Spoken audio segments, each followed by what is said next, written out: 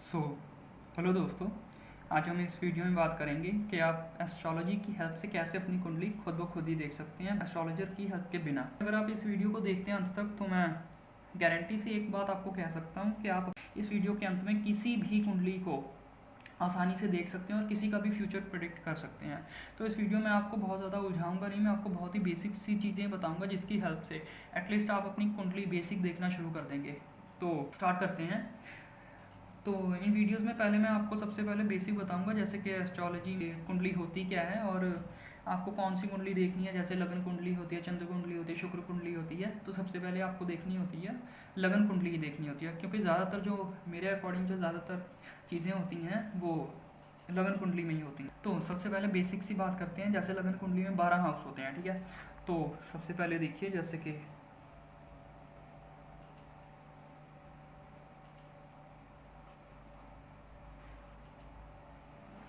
आप देख सकते हैं मैं एक कुंडली बना रहा हूँ। तो दोस्तों सबसे पहले तो कुंडली में 12 हाउसेस होते हैं, 12 हाउस होते हैं और हर एक ग्रह को एक ना एक हाउस मिला होता है। तो जैसे कि आप देख सकते हैं ये बड़ी बेसिक सी मैंने कुंडली बना ली है। तो इस कुंडली में सबसे पहले तो 12 हाउस होते हैं। आपको ये बात पता होनी चाहिए, जो पहला हाउस होता है वो यहाँ से स्टार्ट होता है।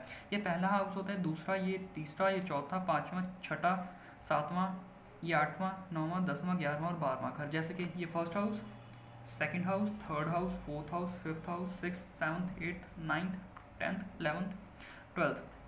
और ये हाउस हमेशा पहला ही रहेगा, ये हमेशा दूसरा रहेगा और इसी तरह से ये तीसरा, चौथा, पाँचवा, छठवां, सातवां, आठवां, नौवां, 10वां, 11वां, 12वां, ये हाउस नंबर कभी चेंज नहीं होंगे। यहाँ पे हो सकता है नंबर कोई भी लिखा हो। अगर नंबर यहाँ पे मान लीजिए 8 नंबर लिखा हो, यहाँ पे 8 लिखा हो, यहाँ पे 9, यहाँ से 10, यहाँ पे 11, यहाँ पे 12, तो इसका मतलब ये नहीं है ये 8 नंबर, ये 8th हाउस है। इसका मतलब ये है यहाँ पे ये 8वीं राशि है, 8th नंबर वाली राशि है। तो मैं आपको राशियाँ भी बताऊंगा कि इस ग्रह को कौन सी राशि मिली होती है। तो जैसे कि सबसे पहले मैं आपको ये बताता हूँ। जैसे कि 12 राशियाँ होती हैं, आपको पता ही है एस्ट्रोलॉजी में 12 राशियाँ होती हैं। जैसे कि first, second, third, fourth, fifth, sixth, seventh, eighth, ninth, tenth, 11th and 12th। तो हर एक राशि का एक गुरु होता है, जैसे कि 9th, 10th, 11th and 12th। जैसे कि पहली राशि जो होती है वो आपको पता ही है, वो मेष राशि होती है। वो किसकी होती है? वो मंगल, इसका गुरु होता है मंगल। पहली राशि का जो गुरु होता है वो मंगल होता है, और जो दूसरी राशि होती है उसका गुरु होता है शुक्र। ये 2 नंबर, दूसरी राशि और 7वीं राशि, दोनों का जो गुरु होता है वो शुक्र होता है। और जो पहली राशि होती है, जो 8वीं राशि होती है, इन दोनों का जो गुरु होता है वो मंगल होता है। यानी कि मंगल ग्रह को ये दोनों राशियाँ मिली होती हैं, 1 नंबर वाली और 8 नंबर वाली। उसी तरीके से जो शुक्र ग्रह है उसे 2 नंबर वाली और 7 नंबर वाली राशि मिली होती है। और जो तीसरे नंबर और छठे नंबर वाली राशि है ये मिली होती है बुध ग्रह को, यानी कि बुध ग्रह इसका मालिक होता है। ये दोनों हो गए बुध ग्रह के। और जो चौथा नंबर होता है, जो 4 नंबर की होती है, ये होता है चंद्र ग्रह को मिला होता है, यानी कि चंद्र ग्रह इसके मालिक होते हैं। और जो 5 नंबर होता है ये होता है सूर्य ग्रह को मिला हुआ। और जो 9th नंबर होता है, 9th और 12th, ये होता है बृहस्पति ग्रह को मिला हुआ नंबर। ये दोनों होते हैं बृहस्पति ग्रह के घर।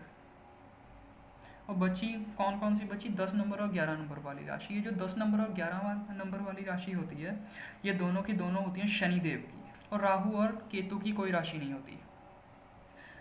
ये ग्रह होते हैं हर एक घर में, किसी ना किसी, हर एक ग्रह जो होता है किसी ना किसी एक घर में वो उच्च का हो जाता है और किसी ना किसी एक ग्रह घर में वो नीच का हो जाता है।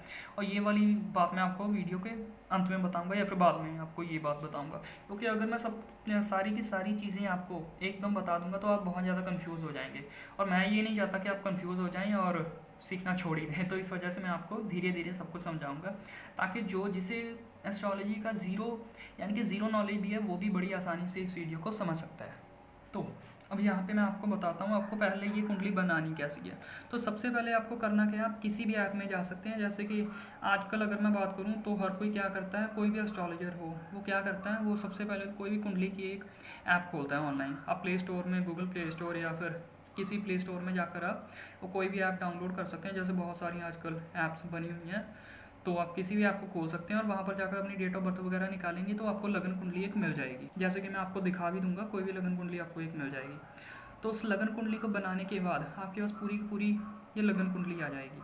तो उस लगन कुंडली से आपको देखना होगा कि कौन सा ग्रह कहाँ पर बैठा है और उसका कौन सा गुरु है, तो मैं आपको सब कुछ ये बताऊँ।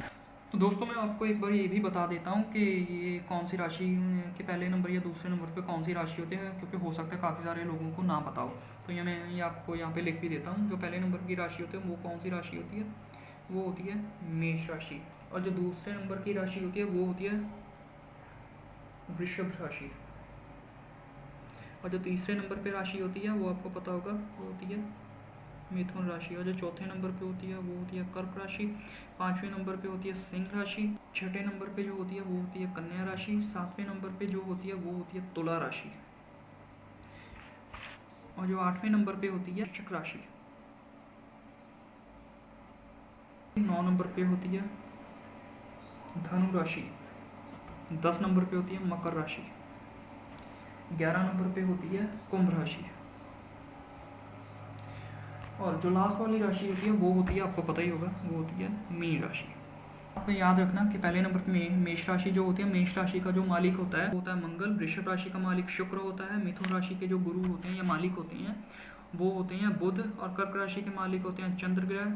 सिंह राशि के मालिक होते हैं सूर्य ग्रह। कन्या राशि के मालिक होते हैं बुध ग्रह। तुला राशि के मालिक होते हैं या स्वामी होते हैं वो शुक्र ग्रह होते हैं। जो वृश्चिक राशि के स्वामी होते हैं वो मंगल ग्रह होते हैं। धनु राशि के स्वामी वो बृहस्पति ग्रह होते हैं। जो मकर राशि के होते हैं वो शनि देव होते हैं। जो कुंभ राशि के होते हैं वो भी शनि देव होते हैं। मैं यहाँ पे लिख देता हूँ। जो 10 और 11 नंबर की राशि होती है इन दोनों के शनि देव होते हैं। और जो मीन राशि के होते हैं वो होते हैं गुरु या स्वामी, वो बृहस्पति ग्रह होते हैं। तो आप इन बातों को ध्यान में रखना।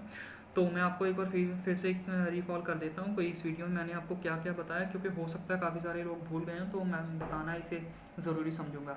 तो सबसे पहले आप याद रखना, ये एक कुंडली होती है, ये होता है लग्न कुंडली। तो आप याद रखना ये होती है लग्न कुंडली। तो लग्न कुंडली होती है उसमें सबसे पहले 12 हाउसेस, 12 हाउसेस होते हैं। 12 हाउस, जो पहला हाउस होता है वो हमेशा ये वाला हाउस होता है, वो पहला हाउस होता है।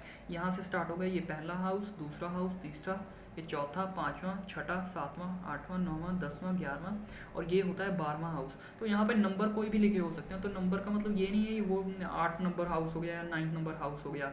अब यहाँ पे मान लीजिए 8 नंबर लिखा होता, 10 नंबर लिखा होता, तो इसका मतलब ये नहीं था कि 8 नंबर या 10 नंबर हाउस है। जैसे फॉर एग्जांपल मैं आपको एग्जांपल के तौर पे बनाकर दिखा देता हूँ। मान लीजिए किसी भी कोई भी कुंडली है, ये देखिए यहाँ पे मैं एक बना रहा हूँ कुंडली, आपको सिर्फ दिखाने के लिए बना रहा हूँ ताकि आप लोग कंफ्यूज ना हो जाएं। जैसे कि ये मान लीजिए यहाँ पे 9 नंबर लिखा हुआ है, 9, 10th, 11th, 12th, first, second, third, fourth, fifth, 6th, 7th, 8th। तो अभी इसका मतलब ये नहीं है कि ये 9th हाउस हो गया या ये 10th house, 11th house, 12th house. House वही है, ये फर्स्ट हाउस है, ये सेकंड हाउस है, ये थर्ड हाउस है, ये फोर्थ हाउस है। बस इसका मतलब ये है कि ये 9 नंबर की कुंडली है। या फिर जो ये लग्न कुंडली है वो आप देख सकते हैं 9th नंबर पे कौन सा है, 9th नंबर पे बृहस्पति यानी कि धनु। इसका मतलब ये है कि ये धनु लग्न की कुंडली है। इसका मतलब ये नहीं है कि ये हाउस ही 9th हो गया, इसका मतलब सिर्फ ये है कि ये धनु लग्न की कुंडली है।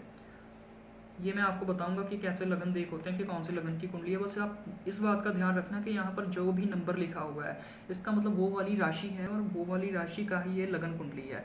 जैसे कि यहाँ पे मान लीजिए अगर 8 नंबर लिखा हो तो ये कौन सी कुंडली बन जाती, तो ये बन जाती 8 नंबर। अब कौन सा ग्रह है आपको देखना होगा, 8 नंबर पे वृश्चिक राशि होती है, तो इसका मतलब ये हुआ कि ये वृश्चिक लगन की कुंडली हुई। अगर यहाँ पे 5 नंबर लिखा होता तो ये सिंह लगन की कुंडली हो जाती। तो ये होगा हमेशा जो भी नंबर यहाँ पे लिखा होगा वहाँ से एक एक बढ़ना शुरू हो जाएगा नंबर, जैसे 9th, 10th, 11th, 12th। तो याद रखना ये हमेशा फर्स्ट हाउस होगा, ये हमेशा सेकंड, ये थर्ड। यहाँ पर ये तो ग्रह है कि कौन सा ग्रह वहाँ पे इस घर में बैठा है। इसका मतलब ये है कि जो फर्स्ट हाउस है वहाँ पे 9 नंबर का ग्रह बैठा है, धनु लगन। और जो भी यहाँ पे राशि होगी वही राशि का लगन कुंडली होगी ये, यानी कि धनु लगन की ये कुंडली हो गई। और जो 10 नंबर यहाँ पे है इसका मतलब ये है कि शनि देव को इस कुंडली में शनि देव को ये दोनों घर मिले हैं, यानी कि शनि देव 10 और 11 नंबर के मालिक होते हैं ना। तो इसका मतलब ये हुआ कि शनि देव को ये दोनों घर मिले हुए हैं। उसी तरह अब बृहस्पति ग्रह को कौन कौन से मिले हुए हैं, जैसे 9th और 12th। इसका मतलब ये है कि बृहस्पति ग्रह इन दोनों के इस कुंडली में, इस दोनों के लगन के और जो चौथा हाउस है इन दोनों के मालिक हुए। इसका मतलब ये है। तो ये फर्स्ट हाउस, जैसे यहाँ पे ये 1 लिखा है, इसका मतलब ये है फर्स्ट हाउस नहीं, ये हाउस हुआ, ये 5th हाउस। 1, 2, 3, 4, 5। ये जो 5th हाउस है उसका अब यहाँ पे मालिक कौन हुआ, उसका मालिक जो हुए वो 1 नंबर के ग्रह, यानी कि 1 नंबर ग्रह कौन सी ये होती है, ये राशि हो गई मेष राशि। यहाँ के आपको जैसे कि मैंने आपको बताया था, तो मेष राशि होती है, उसके स्वामी कौन होते हैं, मंगल। इसका मतलब ये है कि इस धनु लगन की कुंडली में मंगल ग्रह को कौन कौन से घर मिले हुए होते हैं, ये फर्स्ट हाउस, ये फिफ्थ हाउस एंड ये वाला 12th हाउस। इसका मतलब ये है कि fifth house and 12th house, ये दोनों इस कुंडली में, धनु लगन की कुंडली में मंगल ग्रह को फिफ्थ हाउस और 12th हाउस मिले होते हैं। तो ठीक है दोस्तों, इसके साथ मैं आपको जो बाकी की इन्फॉर्मेशन है वो मैं आपको अगली वीडियो में दूंगा, क्योंकि ये वीडियो बहुत ज़्यादा लंबी हो जाएगी और मुझे नहीं लगता कि ज़्यादातर लोग इसे देखना प्रेफर करेंगे। सो अगर आपका कोई भी क्वेश्चन हो तो कमेंट में आप मुझसे पूछ सकते हैं और मैं ज़रूर आपके सारे के सारे क्वेश्चंस का आंसर दूंगा।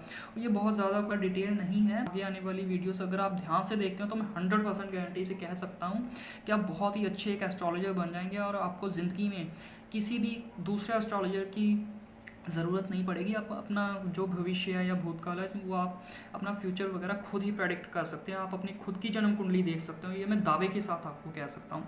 सो अगर आपको कोई भी क्वेश्चन हो तो पूछना मत भूलना। सो धन्यवाद दोस्तों।